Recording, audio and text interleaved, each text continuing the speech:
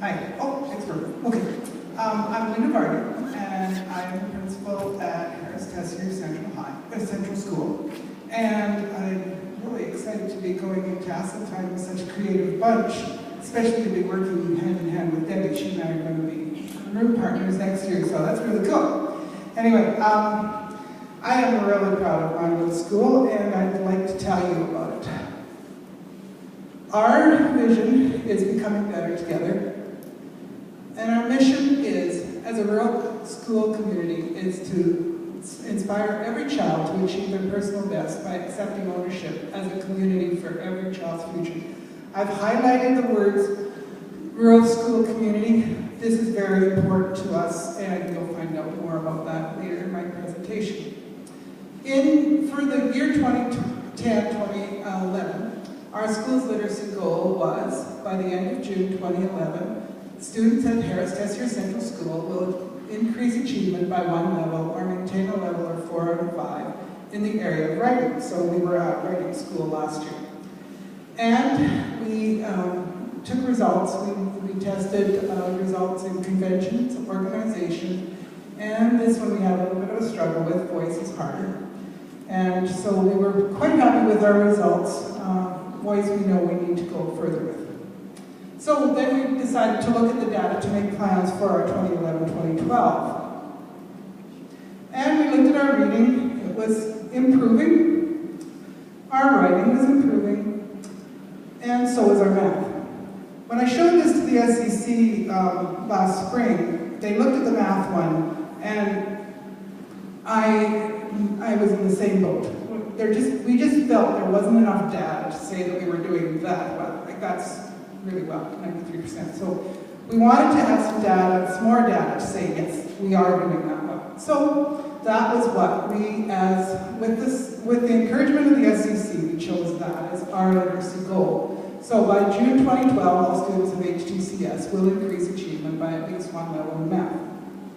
What was our plan? I was lucky enough to work on the Saskatchewan Common Mathematics Assessments team, and so I was familiar with them, and so we used them as our pre- and post-assessments. We analyzed pre-assessments, we looked at areas of need, we talked to those areas, and then we post-assessed and analyzed to see if improvement occurred. What did we do to support math in HTCS? Lots of manipulatives. Even my big kids are finally getting past the stage of I don't want to play. I want to play. I want to play with these manipulatives. It used to be, don't give me those toys. I just want to do the math. Now they're getting used to it and they're enjoying it.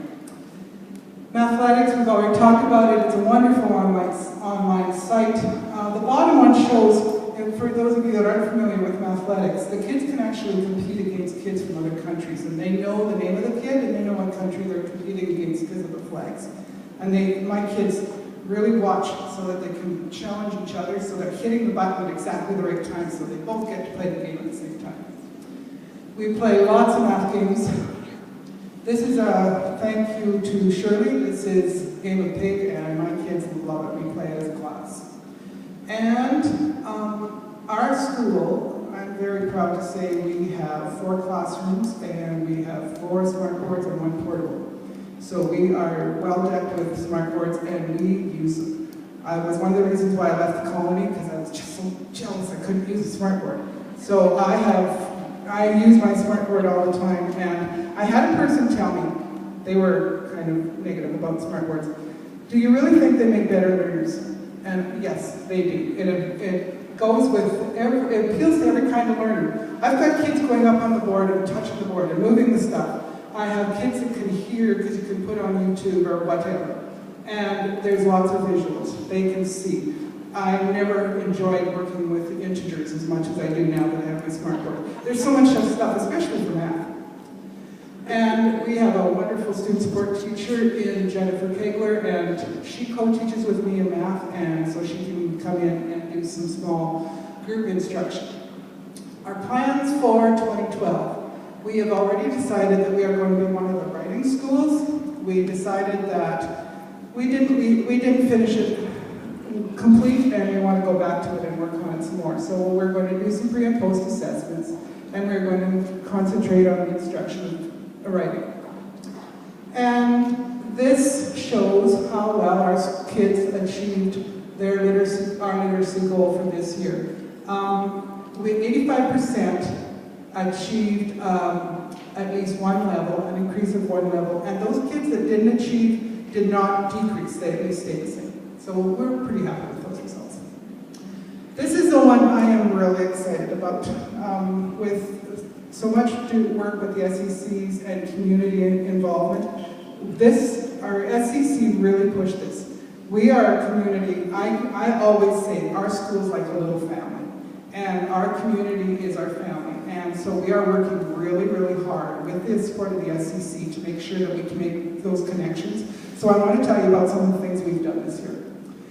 By the end of June, this was our optional goal, our effective practices goal. By the end of June 2012, increased community involvement in HTHCS will be supported through the completion of 3 key indicators: community attendance at school events, community volunteers in school, and community connections fair.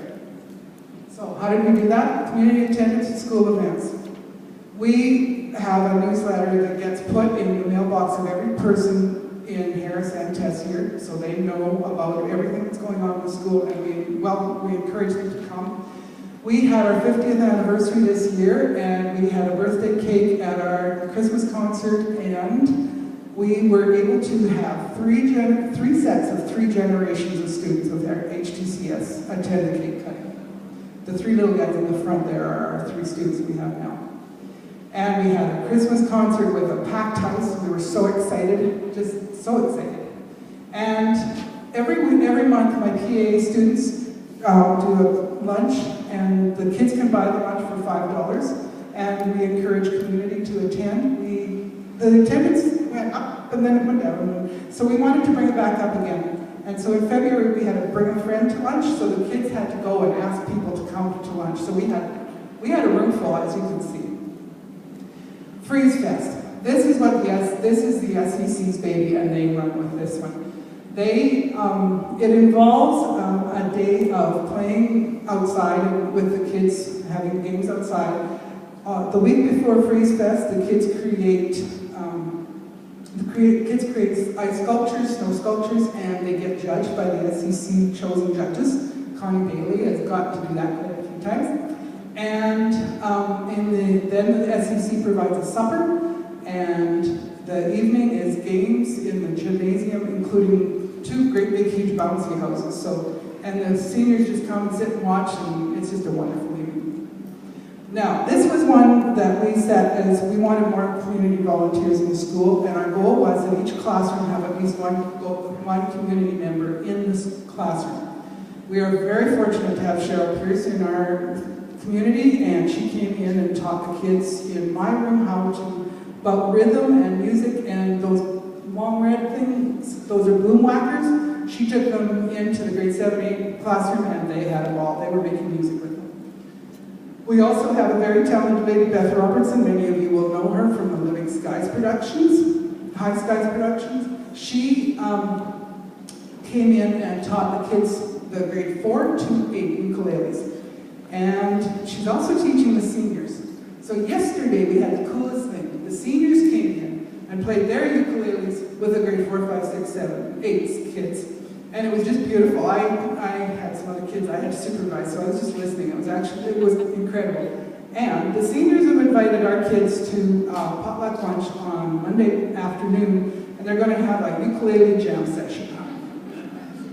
Dorothy Coleman came in and taught the room 1 kids how to make pizzas and cinnamon buns. She's a great grandma and has babysat some of the kids, but she came in and taught them that. This is I'm giving total credit of this to my very creative Jennifer Kegler. She came up with this idea of having a community connections fair. And we want to tell the people in our community what we've been doing to connect with the community. And one of the things that I'm extremely proud of is our PA horticulture project that I did in conjunction with our very talented Virginia Miro. She's a learning coach that has a lot of talent in horticulture, and she and I took the kids down and we this is at the end of Main Street, and they completely cleaned out, designed, replanted, and finished off the bed at the end of Main Street. And one day it was pouring rain. My kids have gone and helped the seniors to clean. We have a town cleanup where the town donates money to us and we clean the whole town. And this is the one that again, Jennifer, she's such a creative little girl. Anyway, she came up with portraits of the past, and this was a way of connecting with the community. We asked different people in the community to lend us old photographs, and they were displayed in our trophy case. And then those have been up in the trophy case for the best part of the year, and they were an inspiration to the kids to do all kinds of creative work. So these are some of our loaned pictures. They're pretty cool. And these are what they inspired. Some of the kids did tableaus in black and white. Lots of artwork. Stories. And as you can see, even the little guys were writing stories and drawing pictures to go with the different pictures that we had. On Friday, on Monday night, we're going to be having the people that donated their pictures come to our community connections fair, and then the stories and pictures are going to be shown so that they get to see what results we're getting. Anyway, this is on our effective practices goal. This is our results. As you can see, it's only at 67%. We had 3 goals we wanted to do. The third one is on Monday night. So hopefully we'll have 100% by the end of Monday night. And reporting to the community, this is one of our big ways of reporting to the community. We do a monthly newsletter that gets put in everybody's mailbox. Thank you very much.